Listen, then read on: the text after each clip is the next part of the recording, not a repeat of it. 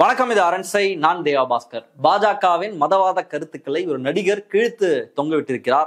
யார் அந்த நடிகர்? இப்போ பாஜகவினுடைய அரசியலை அவர் கிழித்து தொங்க விடுவதற்கான காரணம் என்ன, அண்ட் இந்த விஷயத்த நாம் எப்படி பார்க்கிறோம் அப்படின்றதான் அந்த வீடியோல நம்ம பார்க்க போறோம். தமிழ்நாட்டில் கூட ஒரு நடிகர் பாஜகவை எதிர்த்துலாம் பேசினார். பாஜகவின்ற வார்த்தையை பயன்படுத்தாம பிளவுவாத சக்திகள் அப்படின்ற வார்த்தையை பயன்படுத்தி ரொம்ப வீராவேசமாக பாஜகவை எதிர்த்த கோமாளித்தனங்கள் எல்லாம் தமிழ்நாட்டில் அரங்கேறியதை நம்ம எல்லாருமே பார்த்திருப்போம். ஆனா இந்த நடிகர் அப்படி பிளவுவாத சக்திகள்னு பாஜகவினுடைய பேரையே சொல்ல தயங்கி மறைமுகமாலாம் பாஜகவை எதிர்க்கல, நேரடியாக போட்டு கிளின்னு கிழிச்சிட்டாரு, நாரைக்கிளி கிழிச்சிட்டாரு. அதாவது இந்து மதம் ஆபத்துல இருக்கு, மதத்திற்கு ஆபத்து, இந்து மதத்திற்கு ஆபத்து, இந்து மதத்தை பாதுகாக்கணும் அப்படின்னு தொடர்ச்சியாக ஒரு பொய் பிரச்சாரத்தை பாஜக செய்யுது. இந்து மதம்லாம் ஆபத்துல கிடையாது, பாஜக தான் ஆபத்துல இருக்கு. என்னைக்காவது மக்கள் நல பிரச்சனையை பாஜக பேசியிருக்கா? விவசாயிகளுடைய பிரச்சனையை, விலையேற்றத்தை, அன்எம்ப்ளாய்மெண்ட் பத்தி, இன்ஃபிளேஷன் பத்தி, நாட்டில் நடக்கிற குற்றங்கள் பத்தி, பெண்களுக்கு எதிராக நிகழக்கூடிய வன்முறை குறித்து, இன்னைக்கு தாய்மார்கள் படக்கூடிய கஷ்டம் குறித்து எனக்காவது பாஜக பேசியிருக்கான்னு கேட்டீங்கன்னா பாஜக பேசுறது கிடையாது. இன்ஸ்டட் அவங்க முன்வைக்கிற முழக்கம் அப்படின்றது இந்து மதத்திற்கு ஆபத்து, இந்து மக்களுக்கு ஆபத்து, இந்து மதத்தை மாற்று மதத்துல ஏதோ பண்ண போறாங்க, இப்படியான ஒரு ஃபியர் மாங்கரிங்க தான் பாஜக தொடர்ச்சியாக பண்ணிட்டே இருக்கு. அந்த பாஜகவுக்கு நீங்க வாக்கு செலுத்த போறீங்களான்ற கேள்வியை ரிதேஷ் தேஷ்முக் அப்படின்ற நடிகர் முன் வச்சிருக்காரு. ரிதேஷ் தேஷ்முக் யார் அப்படின்னா, ரொம்ப எளிமையா புரிஞ்சுக்கணும் அப்படின்னா, தமிழ் சினிமால பல திரைப்படங்கள்ல முன்னணி ஹீரோயினா இருந்த ஜெனிலியாவினுடைய கணவர் தான் ரிதேஷ் தேஷ்முக். அவர் தான் பாஜக கிழின்னு கிழிச்சிருக்காரு. என்ன காரணம் அப்படின்னா, இப்போ மகாராஷ்டிராவினுடைய தேர்தல் நடைபெற இருக்கு, சட்டமன்ற தேர்தல். அங்க ஒரு பக்கம் மிகப்பெரிய அளவுல அங்க கேம்பெயின்ஸ் நடந்துட்டு இருக்கிற சூழல்ல ரிதேஷ் தேஷ்முக்கினுடைய அண்ணன் தீரஜ் தேஷ்முக் அங்க லத்தூர் தொகுதியில போட்டியிடாரு. அந்த லத்தூர் தொகுதி கிட்டத்தட்ட ரிதேஷ் தேஷ்முக்கினுடைய ஃபேமிலி தொகுதின்னு கூட சொல்லலாம். அவங்களுடைய தந்தை மகாராஷ்டிராவினுடைய முன்னாள் முதல்வராக இருந்தவர் அண்ட் அமைச்சரவையில ஒன்றிய அரசினுடைய மன்மோகன் சிங் கேபினெட்லையும் இருந்தவர் தான் ரிதேஷ் தேஷ்முக்கினுடைய தந்தை. ஸோ அந்த ஃபேமிலி லீனேஜ்ல வர்றதுனால இன்னைக்கு ரிதேஷ் தேஷ்முக் தொடர்ச்சியாக தன்னுடைய அரசியல் கருத்துக்களை பல கட்டங்கள் அவர் வெளிப்படுத்திட்டே தான் இருந்திருக்காரு. குறிப்பாக பாஜகவினுடைய அந்த பிளவுவாத கருத்துக்கள், மதவாத கருத்துக்கள், பாஜக பரப்பக்கூடிய ஒரு பொய் கருத்துக்கள், இப்படி பல விஷயங்களுக்கு தொடர்ச்சியாக அவர் கவுண்டர் பண்ணிட்டே தான் இருந்திருக்காரு.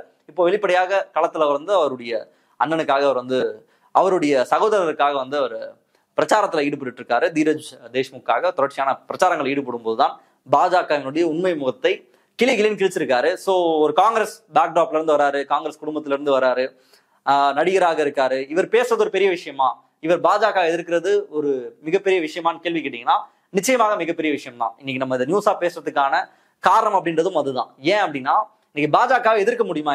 யாராவது ஒரு நபரால இன்னைக்கு பாஜகவை வெளிப்படையாக எதிர்க்க முடியுமான்னு கேட்டீங்கன்னா கிடையவே கிடையாது. குறிப்பாக இப்படி ஒரு அரசியல் செல்வாக்கு, நடிகர் அப்படின்றதுனால இருக்கக்கூடிய பிரபல்யம், இதெல்லாம் இருக்கக்கூடிய நபர் பாஜக எதிர்த்துட முடியுமா இந்த காலகட்டத்தில் அப்படின்னு கேட்டீங்கன்னா கிடையவே கிடையாது. குறிப்பாக பாலிவுட் ஃபேஸ் பண்ண அந்த பிரச்சனைகளை நம்ம பார்த்தோம்.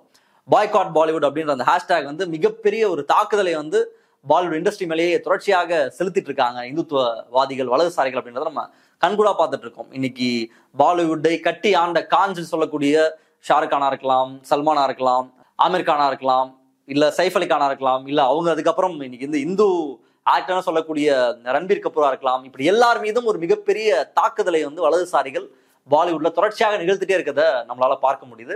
ஸோ இப்படிப்பட்ட காலகட்டத்தில் ரிதேஷ் தேஷ்முக் பேசுறது எல்லாத்தையும் அப்பாற்பட்டு, தன்னுடைய பொருளாதாரத்திற்கு அப்பாற்பட்டு, தனக்கு இருக்கக்கூடிய த்ரெட்ஸுக்கு அப்பாற்பட்டு ஒருத்தர் பேசுறாரு அப்படின்னா நிச்சயமாக அதை அப்ரிஷியேட் பண்ணணும். இன்னைக்கு கௌரி லங்கேஷனுடைய படுகொலைக்கு பிறகு பிரகாஷ் ராஜ் அந்த முடிவை எடுத்தார். இதற்கு மேல நம்ம லூஸ் பண்றது என்ன இருக்கு?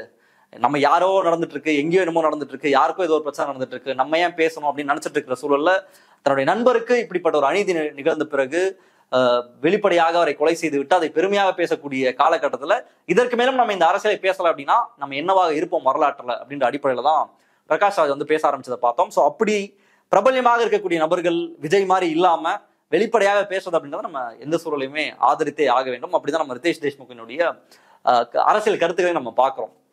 இன்னைக்கு பாலிவுட்ல ஷாருக் கானுக்கு நிகழ்ந்த அநீதி அப்படின்றதெல்லாம் நம்மளால கற்பனையே பண்ண முடியாது. கிட்டத்தட்ட அவருடைய பையன் கைது செய்யப்பட்டு சிறையில் அடைக்கப்பட்டிருந்தாரு. அதுல அவ்வளோ ஓட்டைகள் இருக்கு அந்த வழக்குல. 28 நாட்கள் ஆரியன் கான் சிறையில அடைக்கப்பட்டிருந்தாரு.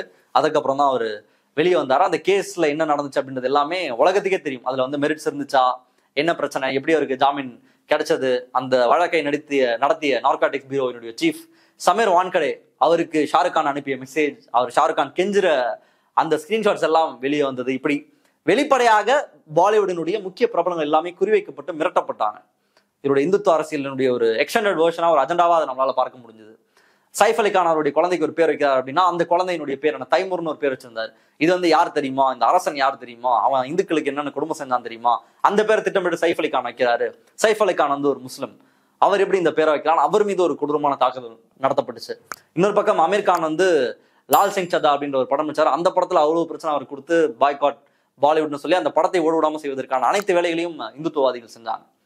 இதெல்லாம் ஓகே, இவங்களாம் முஸ்லீமா இருக்காங்க, அந்த வெறுப்புலதான் பண்றாங்கன்னு கூட நம்ம ஒரு பக்கம் எடுத்துக்கிட்டாலுமே கூட அதையுமே நம்மளால ஒத்துக்கவே முடியாது. சரி ஓகே, இவங்க வந்து முஸ்லீம் மேலதான் வெறுப்பு அப்படின்னு நம்ம எடுத்துக்கிட்டாலுமே கூட அடுத்ததாக ரன்பீர் கபூரை குறி வச்சு ஒரு பெரிய கேம்பெயின் நடந்துச்சு. அவருடைய பிரம்மஸ்ரா திரைப்படம் வரும்பொழுது அவர் எப்பயோ ஒரு வீடியோல பீஃப் சாப்பிட்டேன்னு சொன்னதை ஒட்டி அவர் கோயிலுக்கு போகக்கூடாது, அதற்கு நாங்கள் தடை விதிக்கிறோம் அப்படின்னு அவர் போன கோயிலில் வந்து அவ்வளவு பிரச்சனைகளை வந்து வலதுசாரிகள் பண்ணாங்க. ஷாருக் கானுடைய எல்லா நடவடிக்கைகளும் குறிவைக்கப்பட்டு அவர் தொடர்ச்சியாக முடக்கப்பட்டாருன்னு கூட சொல்லலாம். ஷாருக் கானை ஒட்டுமொத்தமாக முடக்குவதற்கான அனைத்து வேலைகளையும் இந்துத்துவவாதிகள் வந்து செய்யறதை நம்மளால பார்க்க முடிஞ்சது. அவருடைய மகன் கைது, அதுக்கப்புறம் ஒரு லதா மங்கேஷ்கர், அதுக்கப்புறம் ஒரு முன்னணி பாடகர் ஒருத்தர் மரணம் அடைஞ்சப்போ அவருடைய மரணத்தின் போது அவர் போய் துவா பண்றதை வந்து எச்ச துப்பிட்டார் அந்த இடத்துல, இவர் யார் அங்க அலோவ் பண்ணதுன்னு சொல்லி அந்த இடத்துல அவர் மீது வெறுப்பு பரப்பப்பட்டது உட்பட மிக கொடூரமான லெவல்ல பாலிவுடினுடைய முன்னணி நட்சத்திரங்கள் எல்லாருமே குறிவைக்கப்பட்டு அவர்களுக்கு எதிரான மிகப்பெரிய வெறுப்பு பிரச்சாரங்கள் செய்யப்பட்டது. இன்னும் வெளிப்படையாக சொல்லணும் அப்படின்னா அதுல இந்து முஸ்லீம் எல்லாத்தையும் தாண்டி பாஜக ஆதரவாளரா இல்லையா, நீ பாஜகவோட சிம்பத்தைசரா இல்லையா? இன்னைக்கு அக்ஷய்குமாருக்கு மட்டும்தான் இங்க வாய்ப்பு இருக்கு. அக்ஷய்குமார் மாதிரியான நடிகர்கள் பாஜகவை, பிரதமர் நரேந்திர மோடியை ஆதரிக்கக்கூடிய நபர்களுக்கு மட்டும்தான் இங்க ஸ்கோப் இருக்கும், ஸ்பேஸ் இருக்கும். மற்ற யாருக்கும் இங்க எதுவுமே கிடையாது. கங்கனா ரனாவத்துக்கும் அக்ஷய்குமாருக்கு தான் நாங்க இடம் கொடுப்போம், மற்றவங்க எல்லாரையுமே குறி வைப்போம், அவர்களை வந்து அவங்க பண்ற எல்லா விஷயத்தையும் ஒரு உள்நோக்கத்தை கற்பிப்போம், அவங்களுடைய அரசியல் நாங்கள் கேள்வி கேட்போம், அவங்களை அம்பலப்படுத்துவோம், படத்தை விடாம பண்ணுவோம், அவன் தேட்டரை முடக்கும்ன்ற அளவுல ரொம்ப மூர்க்கமாக அந்த திரையுலகத்தின் மீது ஒரு மிகப்பெரிய தாக்குதலை தொடுத்தது வலதுசாரிகள். அந்த பின்னணியில தான் நம்ம இந்த விஷயத்த பார்க்கணும். அது மட்டும் இல்லாம அது எந்த அளவுக்கு போயிடுச்சு அப்படின்னா ஒரு எக்ஸ்டென்ட்டுக்கு மேல காஷ்மீர் ஃபைல்ஸ், வேக்சின் வார், கேரளா ஸ்டோரி, வீர் சவர்கர், கோட்ஸே இப்படிப்பட்ட திரைப்படம் மட்டும்தான் வரும், வேற எந்த படமும் வராதுன்ற அளவுல பாலிவுட்டை முடக்கிய வேலையை வந்து வலதுசாரிகள் செய்தாங்க. இதை எதிர்த்து யாராவது குரல் கொடுத்தாங்களா? இப்படி நடக்கிற ஒடுக்குமுறைகள் குறித்து, இப்படி நடக்கக்கூடிய அடக்குமுறை குறித்து பாலிவுட் பிரபலங்கள் பேசுறாங்கன்னு கேட்டீங்கன்னா கிடையாது. ரொம்ப சொற்பமான பிரபலங்கள் தவிர்த்து வேற யாரும் பெருசாலாம் பேசுறது கிடையாது. குறிப்பா நஸ்ருதீன் ஷா அடிக்கடி வந்து அதை கால் அவுட் பண்ணிட்டே இருப்பார். பாஜகவினுடைய அந்த டபுள் ஸ்டாண்டர்ட்ஸ், பாஜகவினுடைய இந்துத்துவ அரசியலை அடிக்கடி நஸ்ருதீன் ஷா வந்து கேள்வி எழுப்பியிருப்பாரு. பிரகாஷ் ராஜ் சவுத்ல இருந்து அவர் கேள்வி கேட்டுட்டு இருப்பார். இதை தாண்டி பெரிய அளவுல நடிகர்கள் இந்த விவகாரத்திலாம் கேள்வி கேட்பாங்களான்னு கேட்டீங்கன்னா கிடையவே கிடையாது. அவங்க ஒட்டுமொத்தமாக இதுல இருந்து விலகி இருப்பாங்க. அதற்கு காரணம் அப்படின்றது அந்த பொருளாதாரம். அவங்களுக்கு வந்து அவ்வளவு பணம் அதுல பிளே ஆகுது, அவ்வளவு தூரம் காசு வருது, கோடிகள்ல சம்பாதிக்கிறாங்க. ஸோ இதெல்லாம் நம்ம எதிர்த்து கேள்வி கேட்டோம், இந்த பிரச்சனைலாம் எதிர்த்து நம்ம குரல் கொடுத்தோம் அப்படின்னா நமக்கு இந்த பொருளாதாரத்துல மிகப்பெரிய அடி விழுந்துன்னு சொல்லி அவங்க எந்த இடத்துலையும் பேசாம இருக்கிறது தான் இவ்வளவு காலமாக நம்ம பார்த்துட்டு இருந்தோம். ஸோ அந்த மாதிரியான ஒரு பேக்ட்ராப்ல இருந்து ரிதேஷ் தேஷ்முக் இதை எதிர்க்கிறார், பாஜகவை அம்பலப்படுத்துகிறார் அப்படின்னும் பொழுது அதை நிச்சயமாக நம்ம வரையறுக்கணும். அவருக்கு வந்து காங்கிரஸ் ஃபேமிலியில இருந்து வந்திருக்காரு, அதனால அவர் வந்து எதிர்க்கிறாருன்னு கேட்டாலுமே கூட காங்கிரஸ் இருக்கக்கூடிய எல்லாரும் அதை எதிர்க்கிறாங்களா பாஜகன்னு கேட்டீங்கன்னா கிடையாது.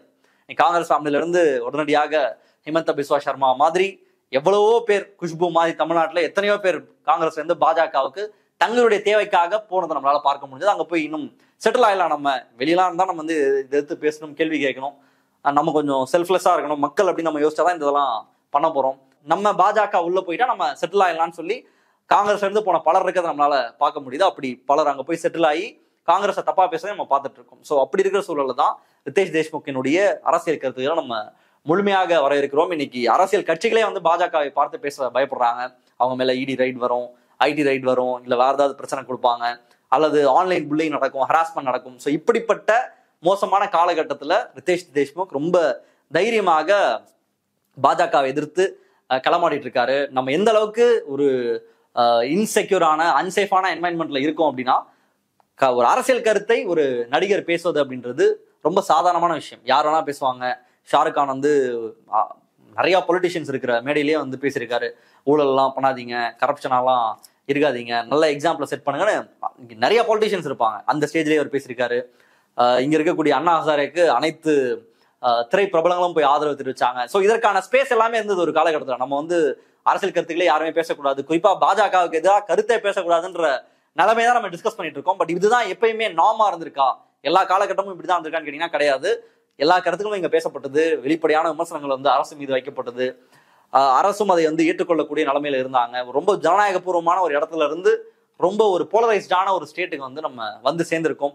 எவ்வளவு ஜனநாயகமாக இருந்தோம் அப்படின்னா நமக்கு ஒரு காலகட்டத்துல ஷாருக் கான் வந்து நமக்கு நடிகராக தான் தெரிஞ்சாரு. அவருடைய மதமோ ஜாதியோ அந்த எந்த பின்னணியும் நமக்கு தெரியல. பாலிவுட் முக்கியமான ஸ்டார்ஸாக தான் ஆமீர் கான், சல்மான் கான், ஷாருக் கான்லாம் இருந்தாங்க. இன்னைக்கு யார் அவங்க அப்படின்னா அவங்க வந்து அவங்க வந்து முஸ்லிம்ஸாக தான் இருக்காங்க. அவங்க வந்து ஒரு வந்தேரிகள் அப்படின்ற அந்த பார்வை தான் இன்னைக்கு இந்தியாவில் வந்து சேர்ந்துருக்கு. அவங்க வந்து பாகிஸ்தானுக்கு போக சொல்லுங்க, வேற ஊருக்கு போக சொல்லுங்க, அவங்கள வந்து ப்ரூவ் பண்ண சொல்லுங்க அப்படின்ற இந்த பார்வை தான் சாதாரணமான ஸ்டார்ஸ்ல இருந்து இந்த இடத்துக்கு கொண்டு போய் நம்மளை சேர்த்திருக்கு. ரொம்ப இந்தியா எவ்வளவு மதச்சார்பற்ற ஒரு நாடாக இருந்தது, மதச்சார்பின்மை அப்படின்றது எப்படி இந்தியாவில் இருந்தது அப்படின்றது உதாரணமாவே நம்ம பாலிவுட் எடுத்துக்கலாம். ஷாருக் கான் தான் ஒரு பாலிவுட் இண்டஸ்ட்ரியினுடைய ஒரு கிங்கா இருந்தாரு. இன்னைக்கு அவரை எப்படி இந்துத்துவாதிகள் ட்ரீட் பண்றாங்க அப்படின்னு நம்ம பார்த்துட்டு இருக்கோம். கிட்டத்தட்ட இந்தியாவோட நிலைமையும் அப்படிதான் மாறி இருக்கு. வரக்கூடிய திரைப்படங்கள்ல இருந்து ஸ்டார்ஸ்ல இருந்து அவங்க பேசுறது எல்லாமே இன்னைக்கு குறிவைக்கப்பட்டிருக்கு, தாக்கப்பட்டு இருக்கு. இந்த சூழல்ல ரிதேஷ் தேஷ்முக்கினுடைய கருத்து அப்படின்றதை நம்ம முற்றிலுமாக வரவேற்கிறோம். அண்ட் மகாராஷ்டிரா எலெக்ஷன்ல நிச்சயமாக அவருடைய சகோதரர் வெற்றி பெறுவார் அப்படின்னா நமக்கு எந்த மாற்று கருத்தும் கிடையாது. அண்ட் இந்த மாதிரி பிரபலங்கள் பேசும் பொழுதுதான் நிஜமாவே மக்கள் பக்கம் நிற்கிறாங்க. சும்மா ஏதோ நான் வந்து உங்களை நல்ல கருத்துல நடிக்கிறேன், படம் நடிக்கிறேன்றதை தாண்டி மக்கள் நிஜமாகவே ஒரு பிரச்சனையில் இருக்கும் பொழுதும் அந்த பேசக்கூடிய நபர் தான் நிஜமான ஸ்டார் அப்படின்றது இதன் மூலமாக நமக்கு புரியுது. உங்களுடைய பார்வை என்ன அப்படின்றத கமெண்ட்ல போடுங்க. மற்றவர்களுக்கு சந்திப்போம். நன்றி, வணக்கம். அரண்சை நண்பர்களுக்கு வணக்கம்.